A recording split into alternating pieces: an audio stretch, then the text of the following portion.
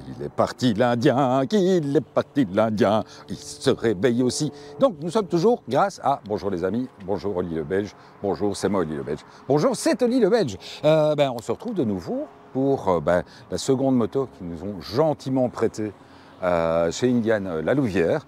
Donc la toute nouvelle FTR 1200 2023, une évolution aussi. Pas une révolution, mais une évolution. Et une évolution surtout sur une bécane que nous avons beaucoup appréciée. Je pense qu'on l'a testée il y a 2 ans déjà. On avait testé les toutes premières. Ici, c'est vrai donc nous, on avait testé la carbone, on avait testé la FTR de base. Ici, ils ont fait la nouvelle FTR est directement, on va dire, équipée de manière haut de gamme. Alors donc évidemment, énorme fourche inversée. Brembo directement en fixation radiale, c'est devenu à la limite normal maintenant. Ce qui est intéressant avec cette bécane, c'est que c'est vraiment un roadster. Je pense que c'est un des roadsters qui a le plus de couple à bas régime parce que c'est vraiment une bécane qui tracte d'une manière incroyable. Et c'est ce qui est très agréable. Alors personnellement, c'est moi, un utilisateur d'MT-01 qui vous le dit, c'est vrai que c'est un roadster qui ne ressemble à aucun autre. C'est pas une déclinaison d'eux, c'est pas la même chose qu'eux. C'est vraiment une bécane tout à fait différente. La petite sortie USB là sur le côté pour justement peut-être brancher ton GPS. Mais non, il n'y a pas besoin de brancher ton GPS puisqu'il est déjà dans le tableau de bord le GPS, comme tout à l'heure. Voilà, hop, il est là, le voilà. Oh, et tu vois. Donc peut-être qu'il y avait un petit problème de software sur la Chief. Mais en tout cas, donc effectivement, une bécane au look différent et surtout à la conduite différente. Première chose, c'est que, vous le savez, souvent, beaucoup de bécanes, vous êtes assis dedans. Ici, pour le coup, clairement, la FTR 1200, vous êtes assis dessus. C'est-à-dire que le tableau de bord est vraiment en prolongement, donc on a vraiment ce sentiment de dominer la machine. Donc c'est assez surprenant, c'est plutôt agréable. Donc c'est vraiment une bécane qui tracte, mais alors d'une manière incroyable. Je pense, il y a certainement le poids du moteur, et nous ne sommes pas du style à faire ce genre de choses, mais je pense que c'est une bécane qui doit être assez spectaculaire en wheeling.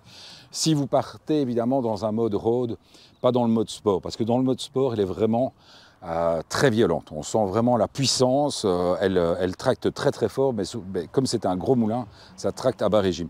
Au niveau de la position, vous le voyez, les jambes sont repliées. Pas trop repliées, pas peu repliées, elles sont assez bien repliées.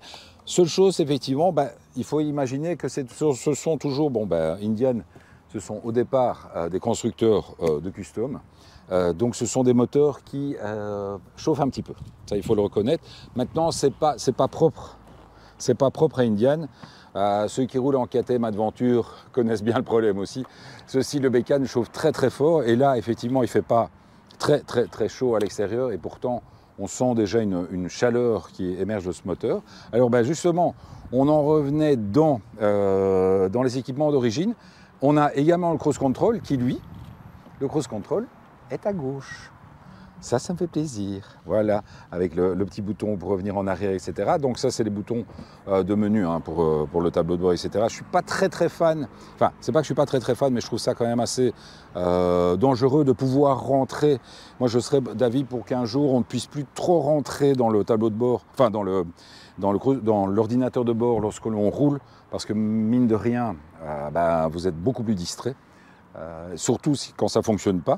Ici, nous, pour le coup, c'est vrai comme on essaie beaucoup de motos différentes, on n'a pas toujours le mode d'emploi. D'ailleurs, la plupart du temps, on ne prend pas le mode d'emploi. D'abord, on n'a pas le temps, et puis d'autre part, voilà, c'est plus agréable de découvrir. C'est vrai que sur certaines motos, on va un peu être distrait, et ça reste quand même vachement dangereux. Bon, alors aujourd'hui, vous le voyez, je le fais assez court, parce qu'on a promis qu'on allait ramener les motos. Donc, on va vite faire l'embarquer. Et puis voilà, puis on verra pour la suite. Je peux rajouter un truc? Dis-moi. Les mises à jour pour le GPS sont gratuites. Ça se fait à partir d'une clé USB. Et il y a des mises à jour du logiciel de la moto qui se fait gratuitement aussi à partir d'une clé USB. Donc, à mon avis... Il y a des mises à jour qui se font du tableau de bord. Régulièrement, une fois par an, une mise à jour du tableau de bord, donc de tout le système, le moteur et autres. Et en plus du GPS, il y a moyen d'avoir les mises à jour gratuitement. Ah, Mais c'est important. Hein. Voilà. Au prix où sont les trucs. Bon, allez, on arrête de discuter, on se rhabille. Alors le problème, c'est que ce matin, on est parti, il faisait 4 degrés. Là, maintenant, vous le voyez, on est en plein soleil. Donc, on est en train de tous transpirer comme des bœufs. Donc, on n'a plus l'habitude du soleil. Nous, en Belgique, le soleil, on le voit dans les films, mais pas en vrai. Bon, allez, on se retrouve sur la route, les amis. Ciao!